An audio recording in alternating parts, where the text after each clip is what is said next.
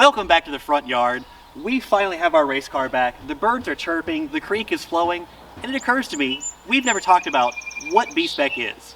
So today, we're going to talk about what makes a B-Spec car a B-Spec car. Let's start with the basis. Let's start with the donor car. This is my daily driver. This is a 2010 Honda Fit. It gets great gas mileage, it is dead nuts reliable, it is comfortable to drive in and ride in, and it's small, which makes it easy to maneuver any parking lots, any street, none of it really matters. By all accounts, that should make this a really boring car. And does it? Yeah, it does. But all is not lost. I actually find some of that to make this kind of a fun car. It's small, it's lightweight, it makes 0 horsepower. That makes it a fun car to huck around in the street a little bit, just to have a little fun on your daily commute. Some of those attributes also make this kind of a great race car. Let's talk about that. Now, let's look at the race car side of things. This is my race car. It is, you guessed it, a 2010 Honda Fit. Well, or a 2011 Honda Fit. Well, or a 2012 Honda Fit. What? It could be a 2013 Honda Fit.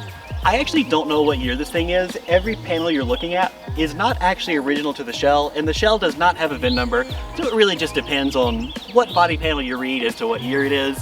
It's a second generation Honda Fit, of that I am certain. Let's talk about what this car has in common with its street-based counterpart. It gets great gas mileage, it is dead nuts reliable, and it's relatively light.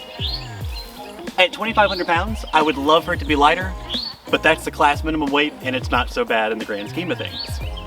Those are the parts that make this a great race car. It's an affordable, economical option for anybody to go racing.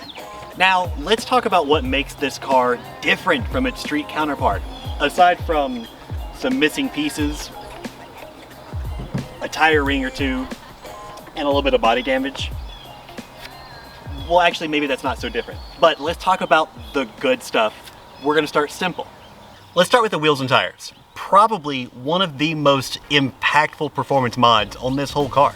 Now the class is spec'd 15-inch diameter, 7-inch width wheels, and I believe there is a minimal weight, and I believe it's about 13 pounds. So this is a Kosei K1, really popular wheel. It's an old school wheel, one of my personal favorites, and of course it fits the description. That makes this wheel a little bit lighter and actually 1 inch smaller than the stock wheel. The stock wheel is a 16-inch, I think it may be 6.5 inches wide. That makes this 15x7 smaller and lighter than the stock wheel. Now the tire is also a spec tire. It is an R-Comp, it is what they call a DOT slick. There are grooves back here that make this technically DOT compliant. And right now we are running Goodyear Eagles. Now for the brakes, all brake components must remain stock. So this is an OEM Honda caliper, as well as rotor. What I am allowed to do is I can use whatever pad I want to, and I happen to use G-Lux. I love the way they feel, they got great stopping power, they deal with the heat really well, they have good modulation. I think it's a great pad, and that's what I run. So let's talk suspension, the cornerstone of any good race car build. Now you probably can't tell because of the difference in rim size here. 16's over here, 15's over here, but this car actually sits a couple of inches lower than this car, and we got there through a set of Bilstein B14s. Now a quick history lesson for you here. Back in the day when these cars were still in production, you could go to Honda, to Ford, to Chevy, to Toyota, to Hyundai even, and you could buy a B-Spec car almost ready to roll. It's so cool. The programs kind of varied a little bit here and there, but in general, they would ship you a body in white, caged car with the correct suspension on it, and essentially all you had to do was put your wheels on it, put your seat in it, and you were racing. Such a cool program.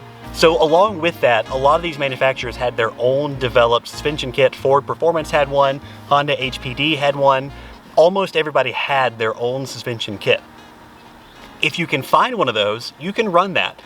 They're getting really tough to get your hands on, but that's okay because we've spec'd out these Bilstein B14s. A lot of the people in the class run them. I like them. They're economical, they handle well, they're height adjustable, they've got some cool features, and they're not hard to find. Now, other suspension bits include a sway bar. Almost everybody in the class is, again, spec'd a rear sway bar. This one is a progress bar. It just bolts to the bottom of the beam using the spring cups, and I do have one, and it really brings the car to life. I love it. I think this car handles really well. Now, let's talk about engine mods. There aren't any. You might think that makes this a boring race car, maybe even kind of lame. But here's the deal. By not allowing a lot of engine modifications, I don't have to spend tons and tons of money going out and buying lots of these parts and putting them on the car. Not only does that keep costs down, but I actually think it keeps the racing really nice and tight as well. Now, no class set is perfect obviously, but I think in B-Spec, we've done a pretty good job right down to the stock airbox. So I say no modifications allowed, but that's not necessarily true. To keep the racing close, some cars are allowed an intake. This car is allowed an intake with a weight penalty. I'm not running it right now. That's to figure out later on. Cars like the Mazda 2 and the Toyota Yaris have trouble keeping up in the horsepower department, so they are allowed to run an intake as well. All cars in class are allowed to run some level of exhaust. Again, it depends on if you can make power or not. The Mazda has a header. I believe the Yaris as well has a header. But this car and many others are allowed to eliminate from the primary catalytic converter back. What that means is, yes, we have a bunch of race cars running a catalytic converter. There are also some rules about exhaust routing and exhaust diameter that further limit what can be done. Okay, so that brings us to the last piece of this race car build. What is controlling all of this stuff? This car has an OEM Honda ECU. This car also has an OEM Honda ECU. However, we are allowed software tuning. We can do whatever we want to as long as we retain the OEM manufacturer ECU. There's a number of different options out there. This car is using K-Tuner, and it picks up pretty significant horsepower. The street version of this car has a bunch of concessions that it has to make for fuel mileage, for emissions, all sorts of stuff like this that we can outright ignore with this car. And what that lets us do is do some different power optimizations as well as take advantage of the exhaust and pick up some pretty decent horsepower. This car makes probably under 100 at the wheels, 170,000 miles in. It's probably pushing something like 98 horsepower to the wheels. This car is looking at something over 100 horsepower, maybe 110, 111 horsepower, which when you're only making 100 horsepower, adding another 10 over time is a huge bump, a massive bump in horsepower, and it really brings the car to life. It makes it feel really nice. Clearly 111 horsepower is not much horsepower, but with this combination, the lightweight, the tires, the brakes, you can go deep into braking zones, it makes this car really lively and a lot of fun to drive. So that's it.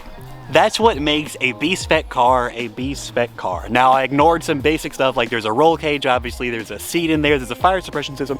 I ignored all that stuff because if you're here, you probably already know about that because you probably know about racing in general. That car, of course, has no interior and it's got a full cage, all that stuff. We are in the last stages of going racing again. I will be at CMP March 23rd and 24th, I think it is, something like that. We're going back to CMP. That's where we're going to start our season, and it's going to be a ton of fun. I cannot wait to put this car back on track. This is going to be a more chill season, but we'll talk about that later. In any case, for now, that's what makes my B-Spec car a B-Spec car, and most B-Spec cars B-Spec cars. Like, comment, subscribe. Let me know what you thought about the video. Let me know what else you might want to know about this car. I'm so deep in it, I don't even know what questions might want to be answered. Thank you for watching. I will see you in the next one.